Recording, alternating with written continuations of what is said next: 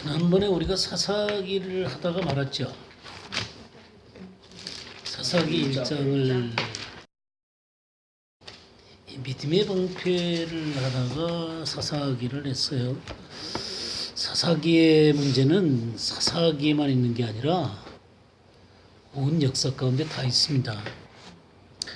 그래서 우리는 하나님의 어떤 원리들을 이해하는 게 굉장히 중요한데, 그러니까 사사기의 문제는 모든 시대의 사람, 그 하나님의 사람과 하나님의 백성에게 동일한 문제예요. 창세기에도 마찬가지고 또 여호수아서에서도 마찬가지고요. 사사기는 물론 또 왕정 시대도 마찬가지고요. 예수님 당시나 초대교회도 일어났었던 문제입니다. 그리고 오늘날에도 일어나고 있는 문제들이에요. 그래서 우리는 이 원리를 깊이 이해를 할 필요가 있습니다. 자, 사사기 1장의 4절을 보게 되면, 유다가 올라가매 여호와께서 가나안 족속과 브리스 족속을 그들의 손에 넘겨주시니 그들이 베색에서 10,000명을 죽이고, 지난주에 유다가 올라간다는 거 얘기했죠. 베색에서 가나안 족속과 브리스 족속을 10,000명을 죽였다라는 사실을 얘기를 했습니다. 충만한 숫자를 죽였어요. 근데 이 가나안 족속, 브리스 족속, 이 족속은 단순히 사사기에서 등장하는 게 아닙니다. 이 여호수아가 가나안 땅을 정복하러 들어올 때 등장하는 것만이 아니라 창세기 34장에 나오는데요. 30절 말씀 한번 보겠습니다. 야곱이 시므온과 레위에게 이르되 너희가 내게 화를 끼쳐 나로 하여금 이 땅의 주민 곧 가나안 족속과 브리스 족속에게 악취를 내게 하였도다. 나는 수가 적은즉 그들이 모여 나를 치고 나를 죽이리니 그러면 나와 내 집이 멸망하리라. 예, 여기 보게 되면 지금 야곱이 가나안 족속과 브리스 족속에게 악취를 내게 했다. 그래서 그들이 우리들을 멸망시킬 것이다. 우리를 치고 우리를 죽일 것이다. 이렇게 걱정하고 있는 모습을 보게 됩니다. 그러니까 이 가나안 족속과 브리스 족속이 사사기 시대 때 등장할 뿐만 아니라 이 야곱의 시대에도 이 가나안 족속과 브리스 족속이 야곱의 일가를 죽이고 멸망시킬 수 있는 그러한 족속으로 등장하고 있는 것을 보게 되죠. 우리는 이 사건이 디나의 사건이라는 거 알죠? 야곱의 딸인 디나가 강간을 당하게 되고, 그리고 세겜에 있는 모든 족속을 죽이게 되잖아요. 그런 사건과 관련이 있습니다. 창세기 32장 1절과 2절 보겠어요. 야곱이 그 길을 진행하더니 하나님의 사자들이 그들을 만난지라. 야곱이 그들을 볼 때 이르기를 이는 하나님의 군대라 하고 그 땅 이름을 마하나임이라 하였더라. 예, 지금 야곱이 하나님의 군대를 만납니다. 이 시간이 언제인지 아세요? 이제 바단 아람에서 돌아와서 이제 형을 만나기 이제 직전에 이 하나님의 군대들을 만납니다. 하나님의 군대를 만나는데 어디서 만나요? 마하나임에서 만납니다. 마하나임이라는 뜻은 뭐냐면 두 진영이라는 것입니다. 두 진영. 마하나임은 두 진영이라는 말인데, 왜 이 하나님의 군대가 마하나임에서 이렇게 나타났을까요? 이제 하나님은 본격적으로 이 야곱이라는 사람이 하나님을 의지해서 사는 법을 가르치시라고 했어요. 지금까지는 하나님이 바단 아람에서 그냥 그가 하고 싶은 대로 이렇게 내버려 두셨어요. 이제 그래가지고 자식도 얻고 또 재산도 얻고 그래갖고 돌아오는 이 야곱의 인생 가운데서 이제 본격적으로 하나님은 이 야곱이라는 사람을 하나님의 사람으로 만드셔야만 합니다. 자, 이 두 진영이라고 그랬는데요. 두 진영은 어떤 진영일까요? 하나는 하나님의 군대가 있는 하나님의 진영이고요. 또 하나는 사람들의 진영입니다.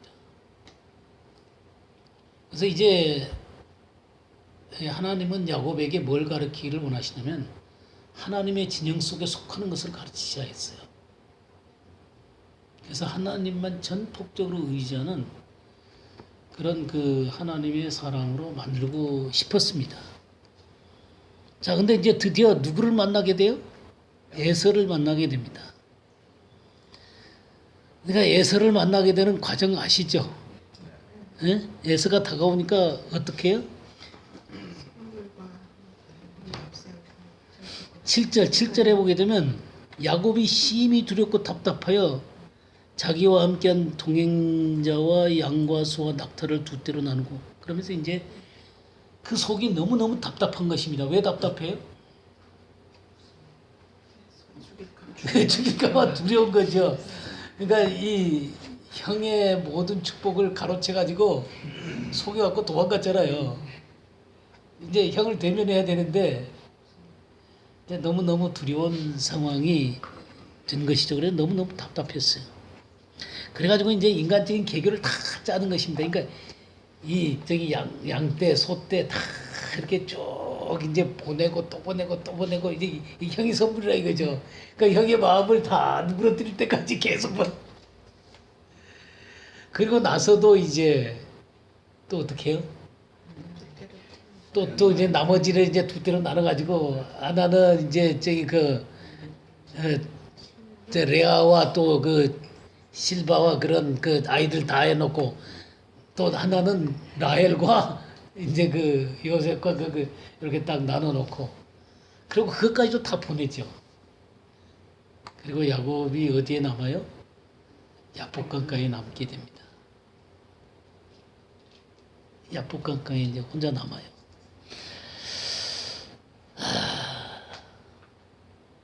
근데 이 야곱의 얘기를 가만 들어볼까요?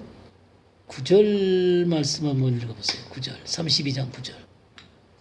야곱이 또 이르되 내 조부 아브라함의 하나님 내 아버지 이삭의 하나님 여호와여 주께서 전에 내게 명하시기를 내 고향 내 족속에게로 돌아가라 내가 내게 은혜를 베풀리라 하셨나이다. 네, 지금 이 하나님은 어떤 하나님이세요? 그러니까 자기 하나님이 아니라 아브라함의 하나님이시고 이삭의 하나님이에요. 아직 나의 하나님이라고 하는 것을 고백을 잘 하지 못하는 이 야곱인 것을 우리가 보게 되죠. 그래서 마침내 이 야복강가에서 어떤 일이 벌어져요? 하나님의 사자하고 씨름을 하게 되죠. 하나님과 씨름을 하게 됩니다. 그럼 결국 어떻게 돼요? 이제 환도뼈가 위골이 되지 않습니까? 그죠? 28절 말씀부터 32절까지 한번 읽어보세요.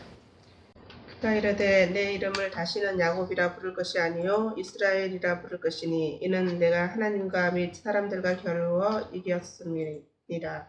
야곱이 청하여 이르되 당신의 이름을 알려주소서. 그 사람이 이르되 어찌하여 내 이름을 묻느냐 하고 거기서 야곱에게 축복한지라. 그러므로 야곱이 그곳 이름을 브니엘이라 하였으니 그가 이르기를 내가 하나님과 대면하여 보았으나 내 생명이 보존되었다 함이더라. 그가 브니엘을 지날 때에 해가 돋았고 그의 허벅다리로 말미암아 절었더라. 그 사람이 야곱의 허벅지 관절에 있는 둔부의 힘줄을 쳤으므로 이스라엘 사람들이 지금까지 허벅지 관절에 있는 둔부의 힘줄을 먹지 아니하더라. 예. 이스라엘 이름이 나오죠? 이스라엘 이름이 나옵니다. 이스라엘 뜻이 뭐예요? 하나님이 다스리신다 그런 말이에요. 이스라엘의 뜻은 하나님이 다스리신다. 그러니까 하나님이 다스리는 사람이 되도록 이제 야곱을 세우기를 원하시는 것이죠. 근데 거기가 브니엘이죠, 브니엘. 브니엘이 뭐예요? 하나님의 얼굴, 하나님의 얼굴을 대면하는 것입니다. 그러면서 그의 환도뼈가 부러지죠. 그러니까 그가 이제 위골이 돼가지고 스스로 설 수 없는 자가 돼버린 거예요. 지팡이를 의지하고 서서 하나님만 의지하는 그런 사람이 이제 시작이 되게 된 것입니다. 그때 이스라엘이라는 명칭을 받았어요. 근데 이 하나님이 다스리신다라는 명칭을 받았지만, 그러니까 또 한 번 맞죠. 이스라엘이라는 명칭을 베델에서 나중에 35장에 가서 또 이스라엘이라는 명칭을 또 한 번 받습니다. 그러니까 한 번 그렇게 됐다고 되는 것이 아니라 그는 계속해서 온전하게 하나님의 다스리심을 받는 자로 세워져 가야 했습니다. 그래서 이제 이 분이엘이라는 곳에서 하나님을 의지하는 법을 이제 배우게 되는 것이죠. 그리고 33장에 드디어 누가 오게 돼요? 에서가 오게 됩니다. 그리고 에서를 만나게 되죠. 근데 에서를 만나게 되는데 하나님이 놀랍게 에서를 아무 일 없이 돌려보내는 거예요. 그러니까 다 이제 풀어져 가지고 이제 에서를 돌려보내고 한숨 돌리게 된 것이죠. 한숨 돌리게 된 것인데, 이 야곱은 하나님과 어떤 약속을 했냐면, 내가 베델에서 다시 돌아왔을 때 베델에 와서 하나님을 경배하겠다고 약속을 했거든요. 그리고 베델이라는 뜻이 뭐예요? 하나님의 집. 하나님의 집이죠. 하나님의 집에 와서 진정한 안식을 얻는 자로 서야만 했어요. 근데 이 에서가 떠났으면은 이제 어디로 와야 되냐면 하나님의 집으로 와야 된단 말이에요. 근데 이 성경을 보게 되면 하나님의 집으로 안 오고 어디로 오냐면 숫곳으로 와요. 숫곳. 17절 볼까요? 33장 17절. 17절 한번 봅시다. 야곱은 숫곳에 이르러 자기를 위하여 집을 짓고 짐승을 위하여 우리간을 지은 거로 그 땅 이름을 숫곳이라 부르더라. 네, 18절부터 20절까지도 읽어주세요. 야곱이 바다라름에서부터 평안히 가나안 땅 세겜성에 이르러 성 앞에 그 장막을 치고 그 장막 친 밭을 위에 하모르 아들들의 손에서 은 100개로 사고 거기 단을 쌓고 그 이름을 엘로헤 이스라엘이라 하였더라. 예. 그러니까 숫곳이 어딘지 아세요? 숫곳은 그 세겜 근처예요. 세겜하고 야복강 사이에 있어요. 지도 나왔어요. 옛날 책에는.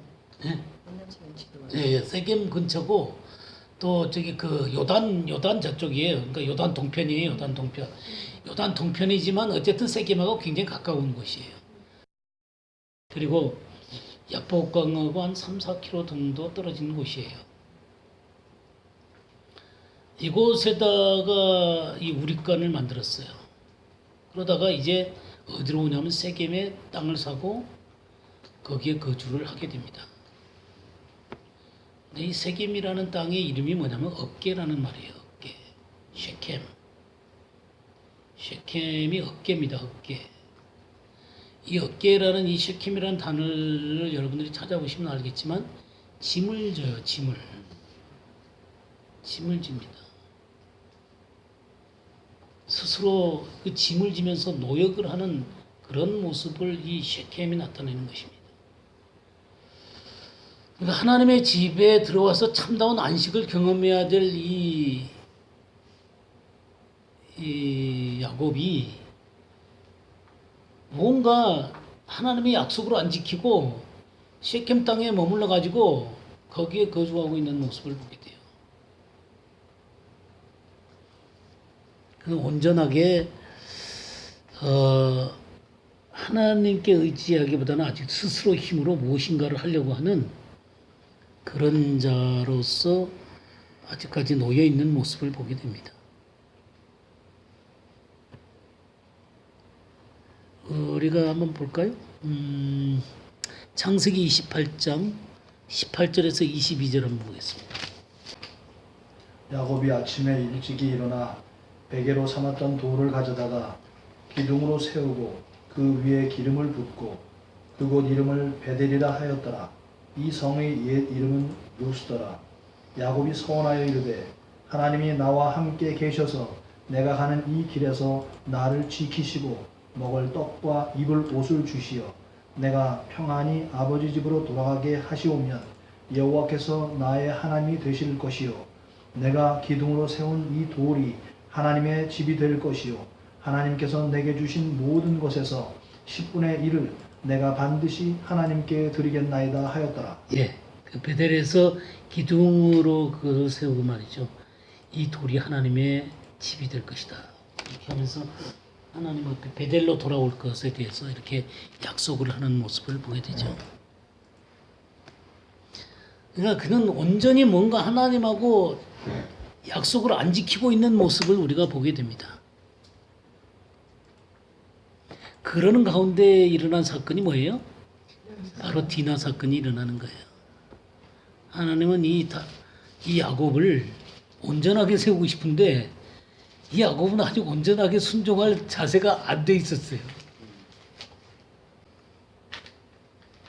그가 머뭇거리다가 일어난 사건이 바로 디나 사건이에요. 자, 이 디나 사건 가운데 하몰이 한 얘기를 좀 볼까요? 8절에서 12절 한번 보겠어요. 하몰이 그들에게 이르되 내 아들 세겜이 마음으로 너희 딸을 연연하여 하니 원컨대 그를 세겜에게 주어 아내를 삼게 하라. 너희가 우리와 통혼하여 너희 딸을 우리에게 주며 우리 딸을 너희가 취하고 너희가 우리와 함께 거하되 땅이 너희 앞에 있으니 여기 머물러 매매하며 여기서 기업을 얻으라 하고 세겜도 디나의 아비와 남형들에게 이르되 나로 너희에게 은혜를 입게 하라. 너희가 내게 청구하는 것은 내가 수용하리니 이 소년만 내게 주어 아내가 되게 하라. 아무리 큰 박물과 예물을 청구할지라도 너희가 내게 말한 대로 수용하리라. 예. 지금 뭐 하는 거예요? 이 하몰이 얘기하는 거 보면 9절에 너희가 우리와 뭐 하자 그랬어요? 통혼하자 그랬어요. 통혼하자.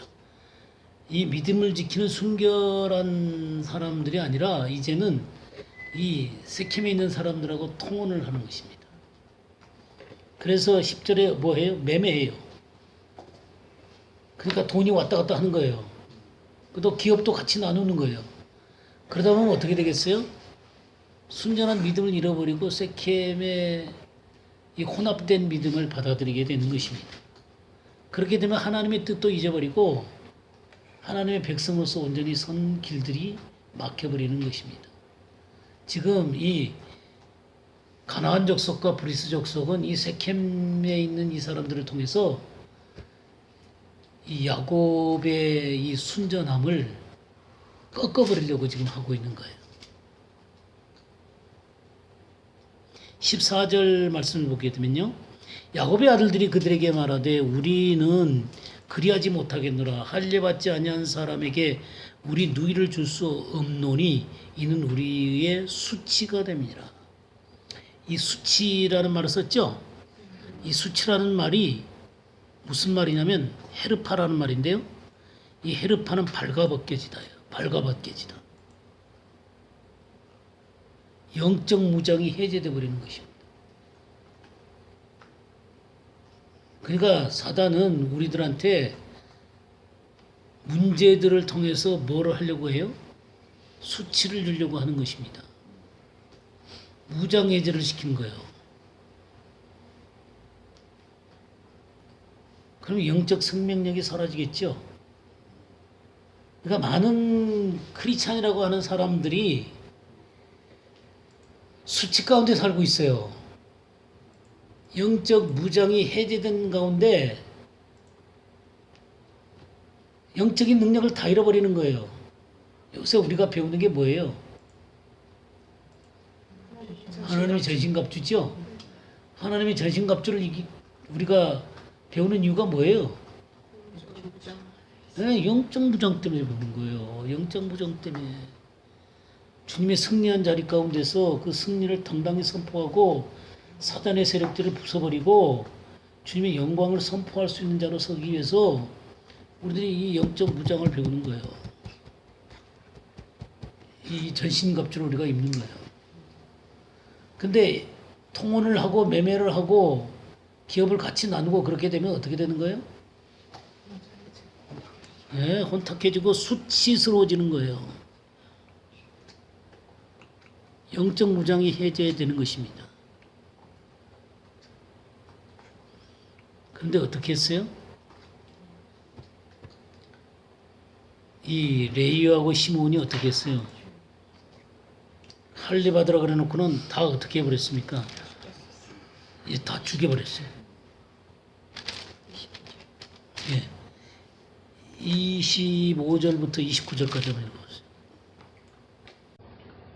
제3일에 아직 그들이 아파할 때 야곱의 두 아들 디나의 오라버니 시므온과 레위가 각기 칼을 가지고 몰래 그 성읍을 기습하여 그 모든 남자를 죽이고 칼로 하물과 그의 아들 세겜을 죽이고 디나를 세겜의 집에서 데려오고 야곱의 여러 아들이 그 실제 있는 성읍으로 가서 노략하였으니 이는 그들이 그들의 누이를 더럽힌 까닭이라. 그들이 양과 소와 나귀와 그 성읍에 있는 것과 들에 있는 것과 그들의 모든 재물을 빼앗으며 그들의 자녀와 그들의 아내들을 사로잡고 집 속의 물건을 다 노략한지라. 예. 바로 그냥 세겜의 그 모든 것들을 노략을 해버렸어요. 다 죽여버리고 노략을 했습니다. 이 칼을 가지고 그렇게 했어요. 그러니까 사단의 세력들을 이렇게 박살을 내야 됩니다. 그리고 노략을 해야 되는 거예요. 그렇게 할 수 있으면 하나님 말씀을 갖고 그렇게 하는 거예요. 그래서 이 세겜 족속들을 완전히 죽여버린 것입니다. 그러니까 이것을 그냥 우리가 보면은 뭐 이렇게 도덕적으로 이렇게 나쁠 수가 있나 그렇게 볼 수 있지만 이 배후 뒤에 있는 영적인 것들을 보셔야 됩니다. 브리스 족속과 이 가나안 족속들이 갖고 있는 그들의 근본적인 의도가 뭔지를 잘 알아야 돼요. 그들은 이 야곱의 집안을 무장해제 시켜갖고 완전히 통원해가지고 하나님의 어떤 뜻을 완전히 저버리는 자들로 그렇게 만들려고 하는 거예요. 그렇게 되면 거기에 아무런 영적인 능력이 나타날 수가 없어요. 근데 얘네들은 그냥 다 죽여버리잖아요. 그리고 거기서 나오는 거예요.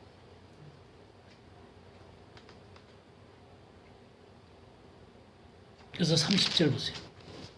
야곱이 시몬과 레위에게 이르되 너희가 내게 화를 끼쳐 나로 하여금 이 땅의 주민 곧 누구요? 가나안 족속과 브리스 족속에게 악취가 내게 하였도다. 이 악취라는 게 뭐냐면요. 바시라는 말인데 바시 미움, 싫어함 그런 거예요. 미움을 받도록 하게 하는 거예요. 세상에서 미움을 받도록 하는 거예요. 사단의 미움을 받도록 하는 거예요. 이 육신의 구조 가운데 있는 사람들에게 미움과 싫음을 당하게 하는 것입니다. 그걸 당하기 원하세요? 나는 수가 적은즉 그들이 모여 나를 치고 나를 죽이리니 그러면 나와 내 집이 멸망하리라 그랬죠? 이 멸망이라는 말이 이게 샤마드, 황폐해진다는 말이에요. 완전히 황폐해지게 만든다고. 샤마드, 샤마드라는 말. 이 경험을 해야 되는 거예요. 그러니까 악취가 나고 멸망의 경험을 해야 되는 거예요. 근데 우리들이 이 악취에 당하는 걸 싫어하죠. 멸망당하는 걸 싫어해요. 근데 이거를 경험하지 못하면 우리는 온전하게 하나님만 신뢰하고 하나님의 생명의 역사 가운데 우리 자신을 맡길 수가 없습니다. 하나님은 이 야곱에게 이 디나의 사건을 중으로 말미암아 정말 깨끗하게 하나님의 세계 가운데로 들어오기를 바란 거예요. 하나님 편에 서도록 이끌어가기 시작한 거예요.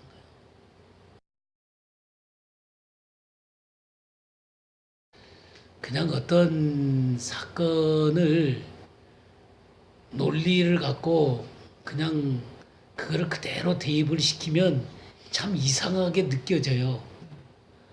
근데 이거는 근본적인 어떤 하나님의 흐름들을 보셔야 돼요. 원리들을 보셔야 돼요. 그러니까 하나님의 세계 원리들을 보셔야 되는 거예요. 이게 사사기도 마찬가지고요.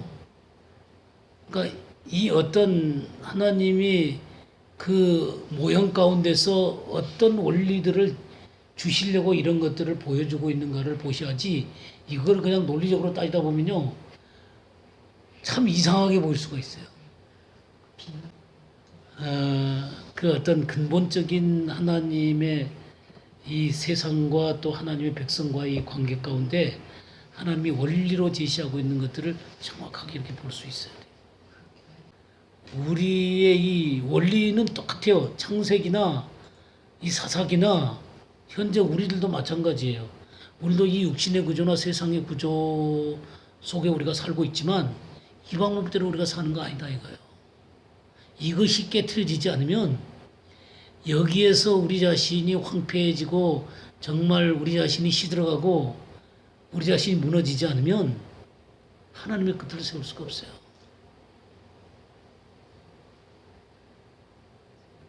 우리는 하나님의 영에 충만한 사람이 되어야 되고 하나님의 말씀에 충만한 사람이 되셔야 되는 거예요. 그러니까 하나님은 지금 이 야곱을 하나님 편에다가 온전히 세워놓고 싶으신 거예요. 그래서 35장이 이제 어디로 올라가는 거예요? 베델로 올라가는 거예요. 베델로 올라가는 거예요. 이 베델로 올라갈 때 어떻게 해요? 다 그 우상 숭배하는 거 다 묻어버리고 의복을 새롭게 하고 그리고 하나님 전전 앞으로 올라가죠. 그리고 하나님만을 경배하면서 이스라엘이라는 명칭을 다시 받죠. 10절에 하나님이 그에게 이르시되 내 이름이 야곱이지만은 내 이름을 다시는 야곱이라 부르지 않겠고 이스라엘이 내 이름이 되리라. 하나님이 다스리는 자가 된 거예요. 이런 자를 만드시기를 원하는 거예요. 그리고 베델이라는 게 하나님의 집이잖아요. 하나님의 집에 거하면서 교제하고 하나님의 안식을 얻는 자로 만드시려고 그러는 것입니다. 예, 철저하게 하나님의 사람을 만드시는 거죠. 근데 참 재밌는 게요. 이 가나안이라는 말이 무역, 장사, 캐나안 그래가지고 뭐 상인 그런 말이에요. 그 다음에 브리스가 뭔 말이냐면 분리라는 말이에요. 예. 그러니까 이 돈 갖고 세상과 타협하도록 만드는 족속이고 세상과 분리를 만드는 족속이에요. 자, 그럼 예수님 당시에 예수님을 거부했던 자들이 누구냐면 사두개인과 바리새인이거든요. 사두개인은 어떤 사람들이에요? 제사장들이죠. 그런 이 권력과 타협해가지고 이 돈으로 부유하게 된 사람들이 이 사두개인들이에요. 바리새인들은 어떤 사람이에요? 율법을 가지고 분리시켰던 사람들이에요. 분리주의자들이죠. 너무 재밌는 거예요. 그러니까 가나안과 이 브리스가 예수님 당시에는 사두개인이나 이 바리새인과 같은 모습으로 나타나는 거예요. 그러니까 이런 것이 계속해서 역사 속에서 다른 모습으로 등장해가지고 하나님의 백성들을 무너뜨리는 거예요. 거부하는 거예요. 오늘날도 마찬가지예요. 이 육신의 모습이 가나안과 이 브리스 족속 같이 어떤 때는 율법주의로, 어떤 때는 타협주의로 우리 자신을 그 하나님으로부터 떨어뜨리려고 애를 쓰는 것이 바로 이 가나안과 브리스 족속들이에요. 그러니까 이 역사 속에 시대마다 그 모습이 다르게 나타나지만 결국 이런 것들이 우리 자신을 하나님의 순전함 가운데서 떨어뜨려 가지고 세상과 타협하게 하고 육신을 따르게 하고 온전하게 하나님의 말씀 앞에 서지 못하게 만들어 가지고 우리 속에서 하나님의 영광이 나타나지 못하도록 만드는 거예요. 근데 하나님은 우리를 통해서 어떻게 하고 싶으시겠어요? 하나님의 영광이 드러나기를 원하겠죠. 하나님의 말씀의 생명력이 나타나기를 원하시겠죠. 하나님의 살아계심이 나의 삶을 통해서 증명되기를 바라고 있겠죠. 참 이런 걸 보면 이 브리스 족속과 이 가나안 족속이 야곱에게도 똑같이 역사하고 있잖아요. 자, 이 사사기에 다시 돌아오시면요. 사사기 1장 10절 한번 볼까요?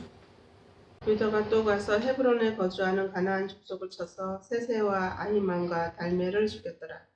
헤브론의 본 이름은 기랏 아르바였더라. 네, 그리고 이 유다에서 누가 그랬겠어요?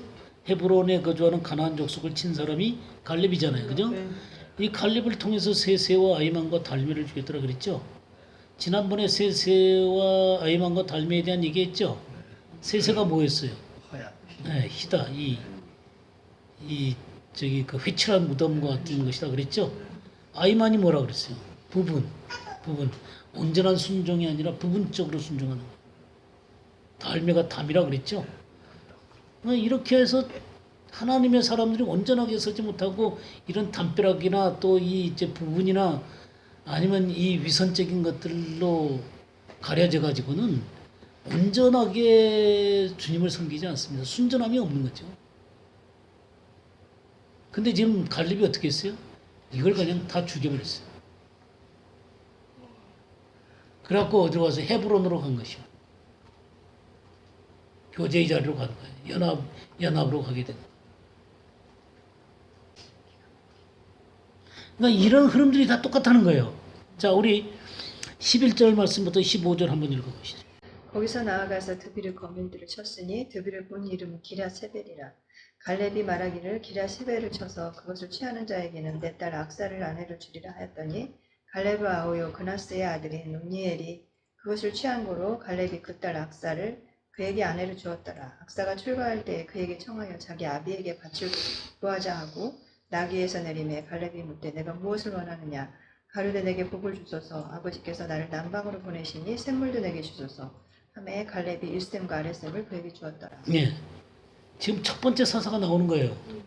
첫 번째 사사가 누구예요? 온니엘이에요, 온니엘. 첫 번째 사사가 온니엘이에요. 온니엘의 뜻이 뭔지 아세요? 온니엘은 하나님께 합당하지 않는 것들을 제거한다는 말이에요. 네. 하나님께 합당하지 않는 것을 제거한다는 말이에요. 근데 여기에 지금 갈렙이 말하기를 어디를 쳐서 그것을 점령하는 자에게 자기의 딸 악사를 준다고 그랬어요? 기랴세벨 그랬죠. 기랴세벨을 드빌이라고 그랬죠. 드빌. 예, 드빌. 드빌이라는 뜻이 뭐냐면요. 신탁이란 말이에요. 또 신탁을 받는 지성소를 얘기하는 거예요. 신탁을 받는 지성소. 이 드빌이라는 뜻이 그런 뜻이에요. 하나님의 그 말씀을 받는 지성소라는 거예요.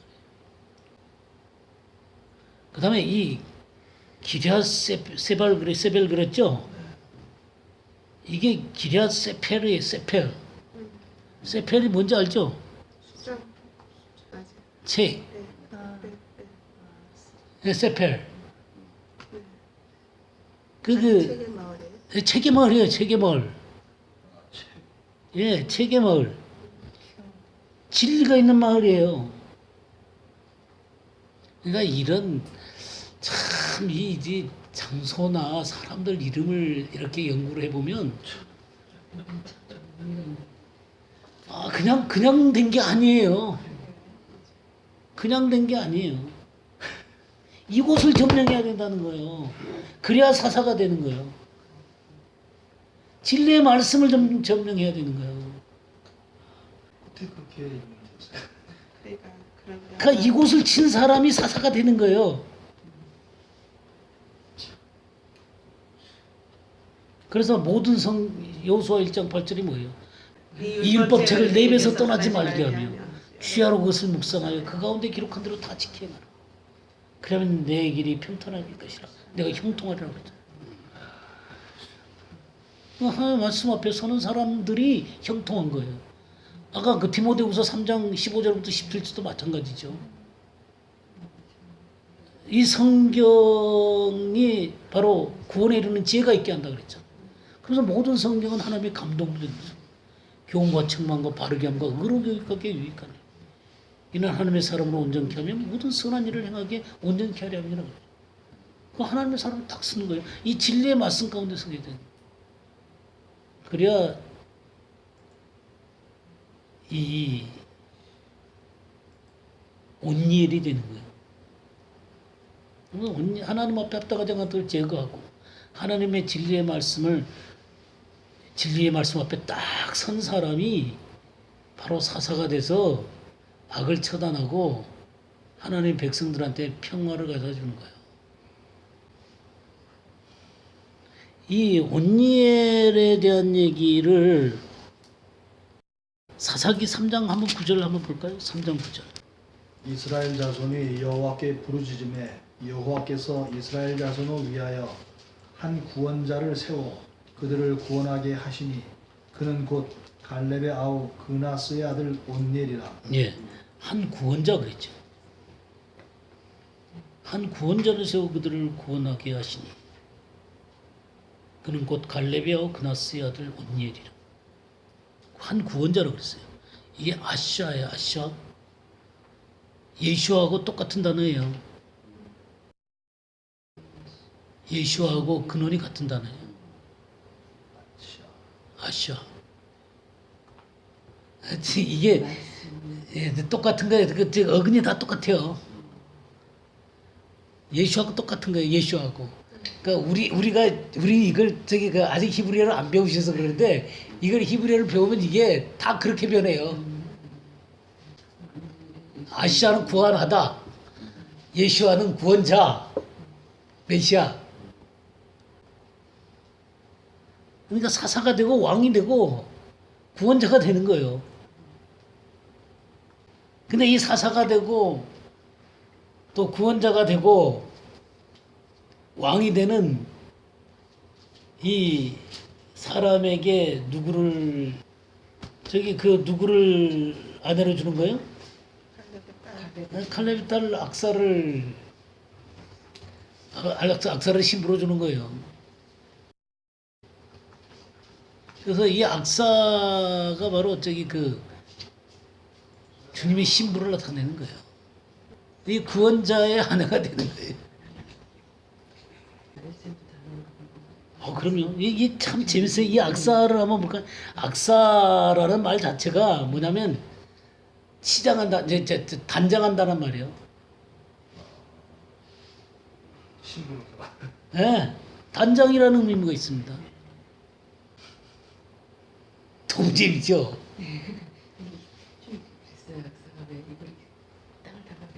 네. 근데 여기 보면은 이 자기 아버지에게 뭘 구했어요? 밭을 구했어요. 밭을. 밭이 뭐예요? 밭이. 기업이에요. 기업. 기업이에요. 우리는 하나님 나라의 기업을 가진 사람들이에요.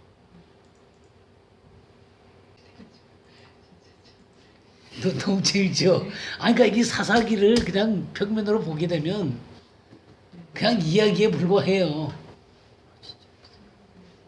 근데 이런 놀라운 보화들을 감추고 있어요. 그러니까 성경이라는 건 조금만 연구를 하면 기가 막힌 내용들이 그냥 그 속에 파묻혀 있어요.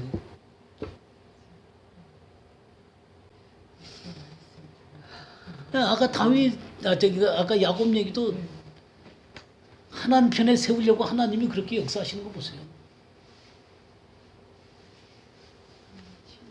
그러니까 하나님은 그런 사람들을 원하시는 거예요. 이 야곱 같은 사람들, 온일 같은 사람들, 악사 같은 사람들을 세우시는 거예요. 이게 하나님의 전략이에요. 그러니까 이런 사람들은 많지는 않겠지만 하나님이 이런 사람들을 세우셔서 하나님의 역사를 진행해 가시는 거예요. 그러니까 하나님이 우리들한테 이런 성경 공부를 계속하게 하셔서 이 하나님의 깊은 이런 비밀들을 우리들로 이렇게 깨닫게 하시는 거는 뭘 하시려고 그러는 것 같아요. 하나님의 일을 하기 위해서. 예, 하나님의 사람들로 세우시기 위해서요. 하나님의 남은 자들로 세우시기 위해서요. 예, 그리스도의 신부들로 세우기 위해서인 거예요. 멋집니다. 주고. 예, 기업을 주는 거죠. 우리 기업을 한번 볼까요? 에베소서 1장 18절 한번 보겠어요.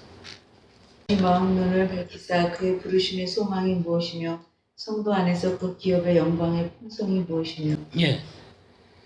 하나님이 우리의 마음 눈을 밝히셔갖고요. 성도 안에서 그 기업의 영광의 풍성함이 무엇인지를 알기를 바라는 거예요. 우리에게 주신 이 기업의 영광이 얼마나 풍성한가를 알기를 바라시는 거예요. 가난뱅이처럼 살기를 원하시지 않는다고요. 물론 이 가난뱅이처럼 살기를 원한다는 게 세상적인 돈이 많다 그런 얘기가 아니에요. 하나님 나라의 부요함을 알고 살기를 원하신다 그 말이에요. 근데 많은 사람들이 영적으로 너무너무 가난하고,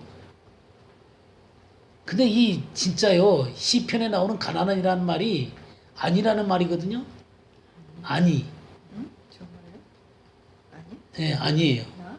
아닌데 이거는 진짜 겸손하고 낮은 자고 하나님의 은혜를 깊이 아는 자인데, 그런 가난한 자 말고 진짜 깡통 소리 나는 가난함.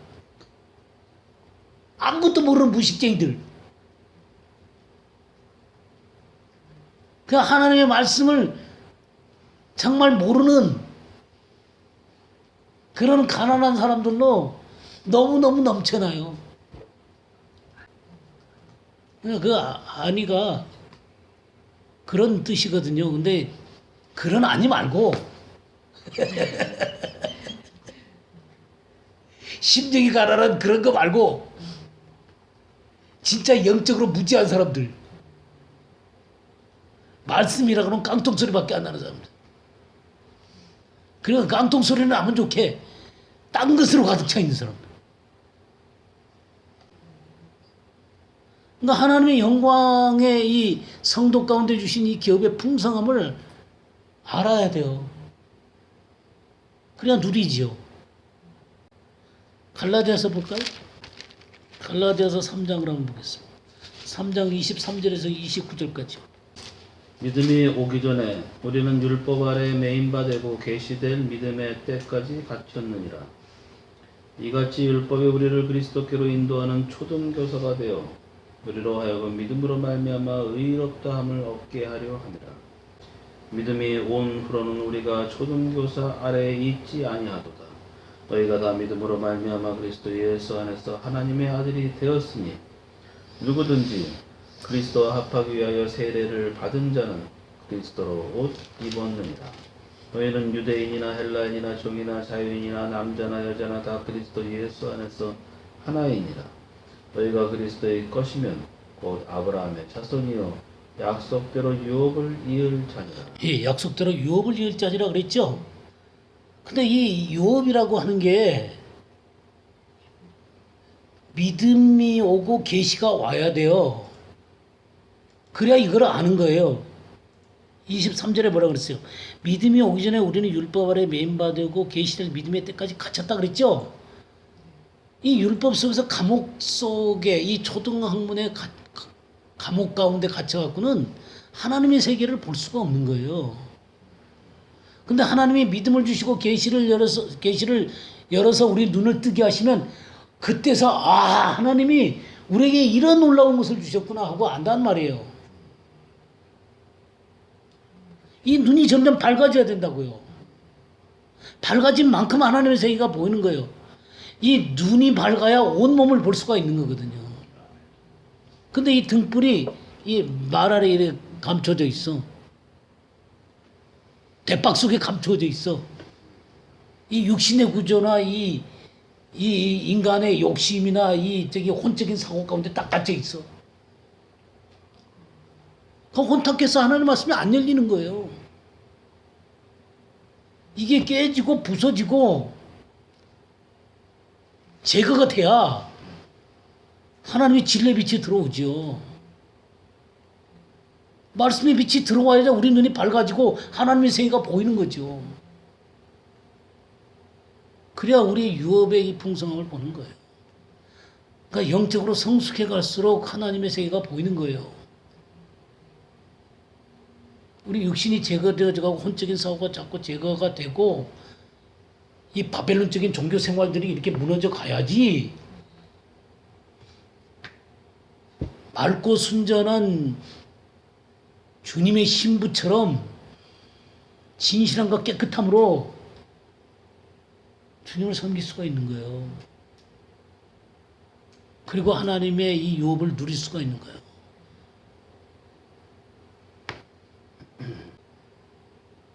근데 하나님의 말씀의 깊이를 못 봐요. 그냥 맨날 한 얘기 또 하고 한 얘기 또 하고. 눈이 열려야죠. 하나님의 세계를 봐야 되는 거예요. 그래 하나님의 영광을 보죠. 그래 영광을 누리지.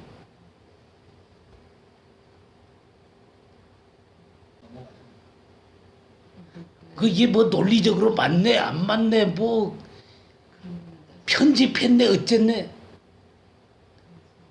하나님은요 그런 인간의 지혜를 갖고 마치 판단할 수 있도록 딱 그 시험거리로 내놓는 거예요. 그것까지도요. 진짜 겸손한 사람들은 하나님 내가 무지해서 모릅니다 라고 얘기를 한다고요. 근데 교만한 자들은 이게 하나님의 말씀이야? 하나님의 말씀이 이렇게 왔다 갔다 해. 꼭 편집된 것 같아. 하고 이거 잘라내고 저거 잘라내고 이거 잘라내고 그 나중에는 이 성경의 이 첫 장하고 마지막 장만 남는다 그래요.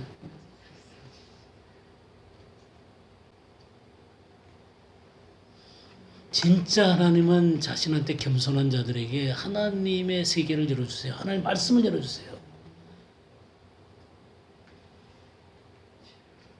하나님의 말씀을 연다는 것은 하나님 자신을 보여준다는 얘기예요.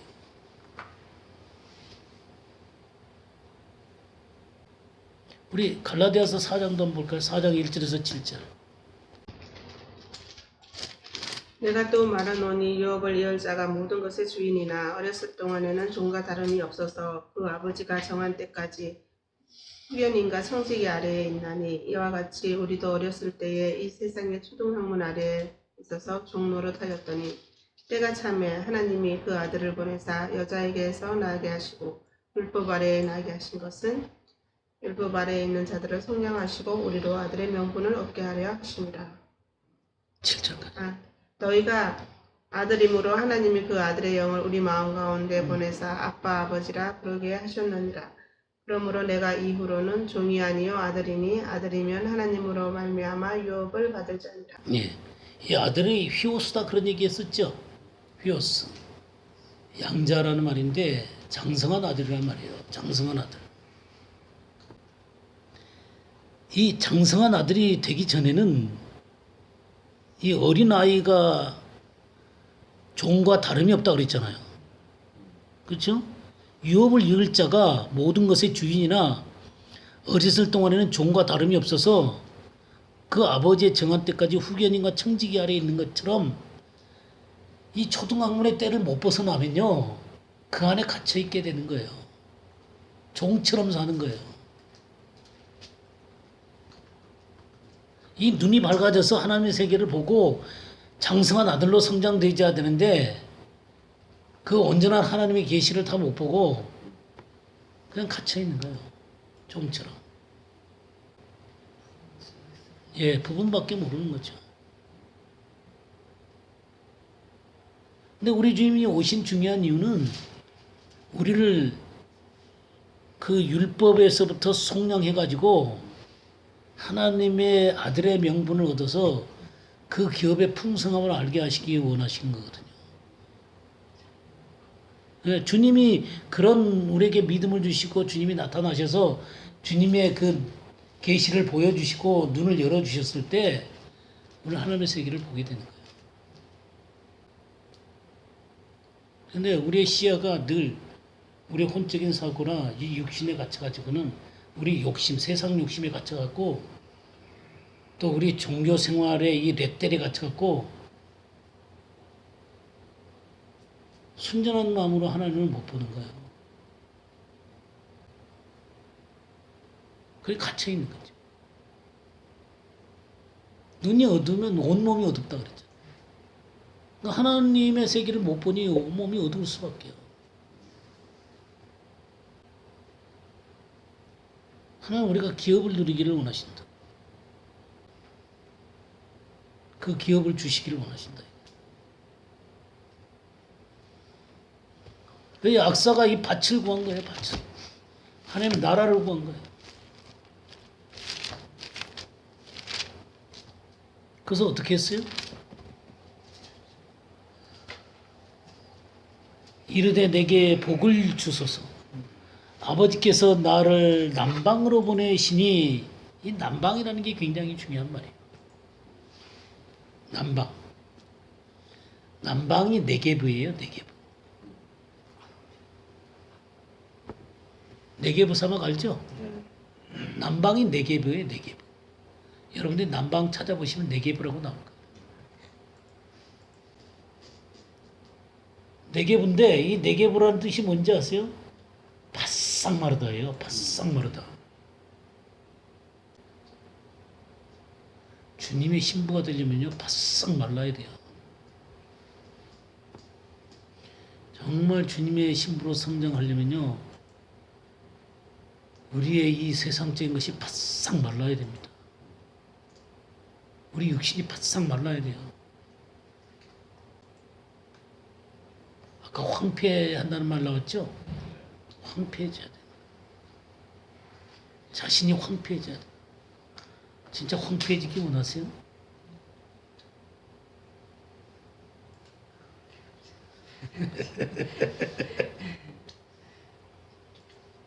정말 세상에서 황폐한 자로 황폐한 것을 추구한 사람 될 수 있겠어요? 근데 그거 안 되면요. 안 되면 윗셈과 아랫셈을 얻을 수 없어요. 남방으로 가지 않으면 샘물이 터지지 않아요. 하나님만 즐거워하는 거지.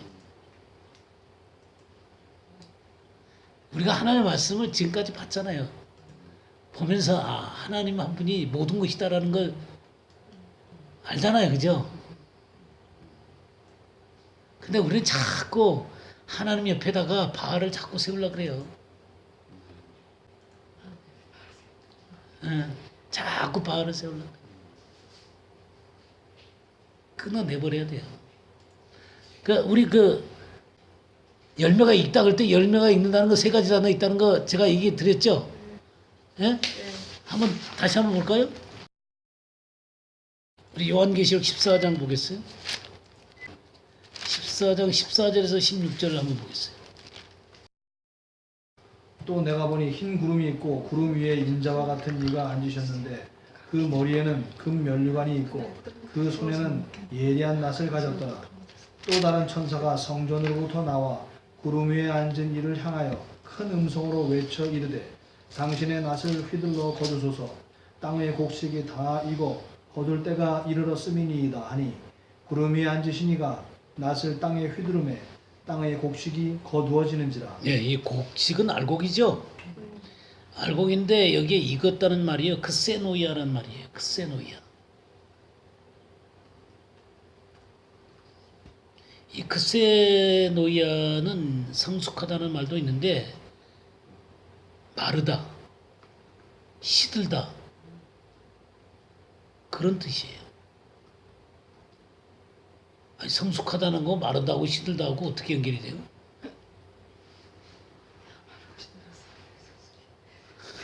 뭐가 마른다는 거예요? 예. 알곡을 제외하고 예. 그러니까 세상 사랑이 다 시들어가는 거예요. 육신이 메말라가는 거예요. 근데 그 다음에 17절부터 20절을 한번 읽어보세요. 또 다른 천사가 하늘에 있는 성전에서 나오는데 또한 이한낫을 가졌더라. 또 불을 다스리는 다른 천사가 지단으로부터 나와 이한낫 가진 자를 향하여 큰 음성으로 불러 가로되 내 이한낫을 휘둘러 땅에 포도송이를 거두라. 그 포도가 익었느니라 하더라. 천사가 낫을 땅에 휘둘러 땅에 포도를 거두어 하나님의 진노의 큰 포도주 틀에 던짐에 성 밖에서 그 틀이 밟히니 틀에서 피가 나서 말 굴레까지 닿았고 1600스타디온에 퍼졌더라. 예, 여기 포도가 익었다 그랬죠? 이 여기 익었다라는 것은 아크마조예요. 아크마조. 아크마조라는 뜻은 물을 익다는 말이에요. 풍성하게 물을 익은 걸 얘기하는 거예요.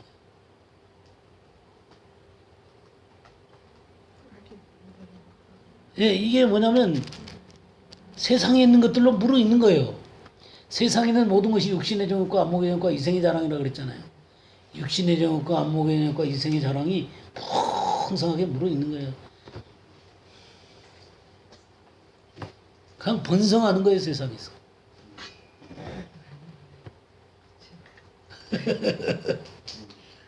근데 우리가 잘못하면요, 우리가 읽는다는 말을 이런 식으로 이해할 수 있어요. 아크마죠. 우리 마가복음 4장 26절에서 29절 보겠어요. 또 이르시되 하나님의 나라는 사람이 씨를 땅에 뿌린과 같으니 그가 밤낮 자고 깨고 하는 중에 씨가 나서 자라되 어떻게 그리 되는지를 알지 못하느니라. 땅에 서서 열매를 맺되 처음에는 싹이요 다음에는 이삭이요 그 다음에는 이삭의 충실한 곡식이라. 열매가 익으면 곧 낫을 대나니 이는 추수 때가 이르렀습니다. 예, 29절에 열매가 익으면 그랬죠. 이게 파라디돔이에요. 파라디돔이. 이 파라디돔이라는 뜻이 뭐냐면 항복하다, 포기하다 그런 말이에요.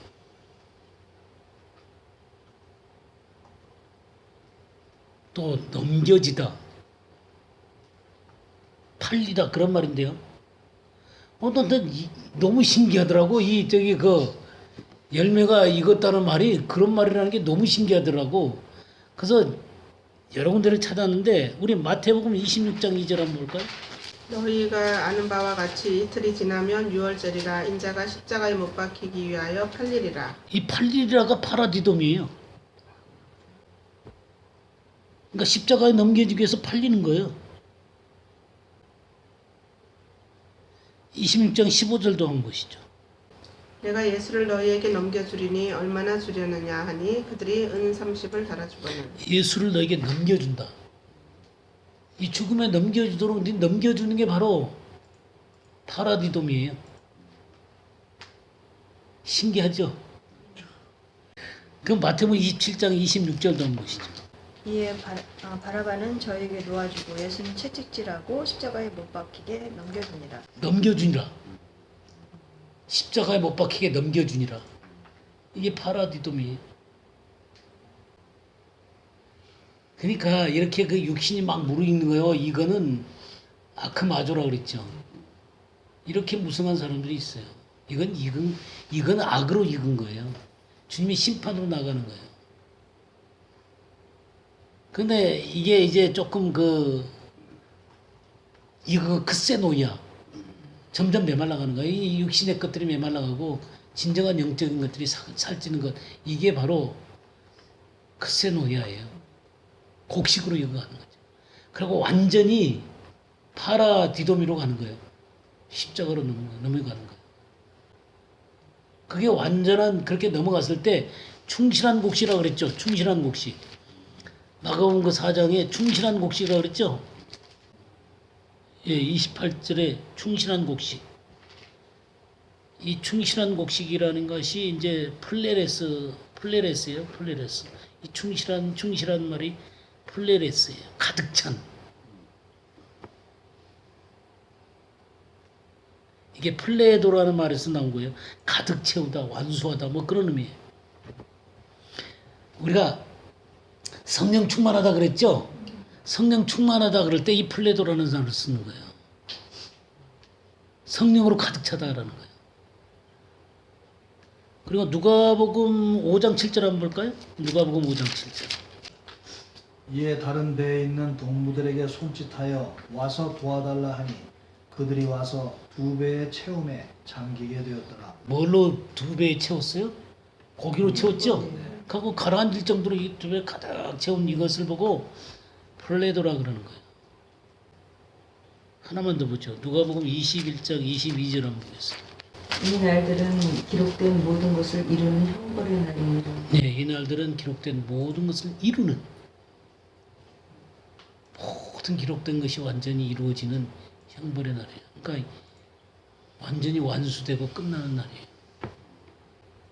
그만큼 가득 찬 거예요. 충실한 곡식이라는 게. 하나님의 것들 이루는 이 플레도예요. 그러니까 이 읽는다는 게 이렇게 세 가지가 이렇게 다 다른 단어예요. 똑같이 써 있는 예. 우리 다 그냥 읽는다라고 생각하고 10명이 읽는다는 그렇게 생각하겠죠. 근데 읽는다는 의미들이 다 다른 거예요. 세상 끝이 메마르고 진짜 하나님의 영으로 그렇게 되거든요. 말씀으로 그렇게 풍요로워야 되는 거거든요. 그리고 하나님의 것들로 풍요로워야 되는 거예요. 그래서 이 악사가 이 온니엘과 시집을 가잖아요.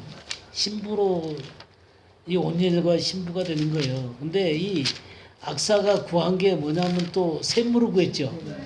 샘물을 구했어요. 샘물을.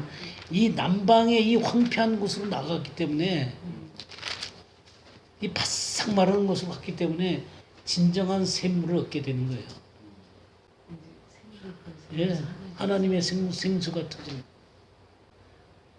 요한복음 4장 13절 14절 한번 볼까요? 예수께서 대답하여 가라사대 이 물을 먹는 자마다 다시 목마르려니와 내가 주는 물을 먹는 자는 영원히 목마르지 아니하리니 나의 주는 물은 그 속에서 영생하도록 솟아나는 샘물이 되리라. 예, 주님의 샘물이 터지는 거예요. 주님이 주시는 진정한 샘물이 터지는 거예요. 그럼 이 사람들은 이 샘물도 없고 세상에 풍요로움도 없고 다 얻으려고 그래요. 그러니 생수가 와도 생수가 뭔지를 몰라요. 아가서 뭘까요? 아가서 4장 12절. 내 너희 내 신부는 작은 동산이요 덮은 우물이요 공한 샘이로구나. 예, 하나님의 샘물로 가득 찬 사람이에요. 이 주님의 신부. 가득 차가지고 어떻게 15절도 읽어주세요. 너는 동산의 샘이요 생수의 우물이요 레바논에서부터 흐르는 시내로구나. 예, 이 샘물이 가득 차가지고 이제 흘러 넘치는 거예요. 근데 윗샘과 아랫샘을 주잖아요. 윗샘과 아랫샘이 뭐겠어요? 윗샘은요, 알라라는 뜻이야, 알라. 원래 일리라는 뜻인데 높은이라는 말이거든요. 높은. 이게 알라라는 데서 왔어요. 알라. 창세기 28장 12절 한번 볼까요? 꿈에 본즉 사닥다리가 땅 위에 서 있는데 그 꼭대기가 하늘에 닿았고 또 본즉 하느님의 사자들이 그 위에서 오르락내리락 하고. 예. 이 꼭대기에 하늘에 이 사닥다리가 달렸잖아요. 그 오르락 하는 게 이 오른다는 게 알라예요, 알라.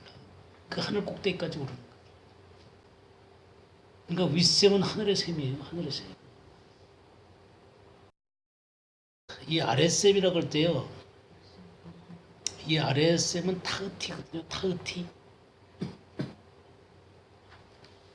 타흐티라는 말인데 타흐티. 이거는 아래 또 우리 내면의 가장 깊은 심연 자궁 그런 뜻이에요. 그러니까 내 내면에서부터 터져 나오는 거예요. 하늘의 샘이 내 내면에서부터 터져 나와요. 조금 더 한 걸음 나가면 창세기 27장 27절에서 29절 한번 볼까요? 그가 가까이 가서 그에게 입맞추니 아버지가 그의 옷에 향취를 맡고 그에게 축복하여 이르되 내 아들의 향취는 여호와께서 복 주신 밭의 향취로다. 하나님은 하늘의 이슬과 땅의 기름짐이며 풍성한 곡식과 포도주를 내게 주시기를 원하노라. 만민이 너를 섬기고 열국이 내게 굴복하리니 내가 형제들의 주가 되고 내 어머니의 아들들이 내게 굴복하며 너를 저주하는 자는 저주를 받고 너를 축복하는 자는 복을 받기를 원하노라. 예. 이게 지금 누구한테 준 축복이에요? 야곱에게 준 축복이죠. 내 아들의 향치는 여호와께서 복 주신 밭의 향치로다. 아까 밭 기업 얘기했죠. 그러니까 복 주신 그 기업의 향취예요. 근데 그 기업 속에 뭐가 있어요? 하늘에 있어. 땅의 기름짐. 하늘에 있을 땅의 기름짐. 그러니까 이슬은 은총을 얘기하고 하늘로부터 내려온 은총. 땅의 기름짐. 기름은 성령을 상징하잖아요. 그러니까 땅에 이 성령으로 충만한 거예요. 그럴 때 모든 삶이 풍성해지는 거예요. 예, 이게 신부예요, 신부. 이게 신부한테 준 거예요. 신부가 이렇게 윗셈과 아랫셈으로 이게 풍성하고 풍요로운 그런 여인이 되잖아요. 그 신부가 외치는 소리가 바로 요한계시록 22장 17절 그랬어요. 성령과 신부가 말씀하시기를 오라 하시는도다. 듣는 자도 오라 할 것이요 목마른 자도 올 것이요 또 원하는 자는 값없이 생명수를 받으라 하시더라. 네. 이 신부가 말이죠. 성령님과 함께 외치는 거예요. 얼마나 이 신부가 놀랍게 변했는지 성령과 신부가 말씀하는 거예요. 성령 충만한 거죠. 그래서 오라 그러는 거예요. 듣는 자도 오라 할 것이요 목마른 자도 올 것이요. 그러니까 이 듣는 자는 그냥 귀로 듣는 게 아니에요. 성령의 깨닫게 하시는 것을 듣는 거예요. 목마른 자. 목마른 자가 어떤 자겠어요? 의에 줄이고 목마른 자를 얘기하는 거예요. 원하는 자는 값없이 생명수를 받으라. 정말 갈증을 갖고 갈망을 갖고 하나님을 찾는 자들을 얘기하는 거예요. 그래서 진정한 이 사사가 되고 신부가 되고 그런 사람들이 이기는 자고 그런 사람들이 남은 자고 그런 사람이 어린 양의 신부인 거예요. 하나님 그런 사람들을 찾으세요. 이 시대에는 정말 그런 자들이 필요한 거예요.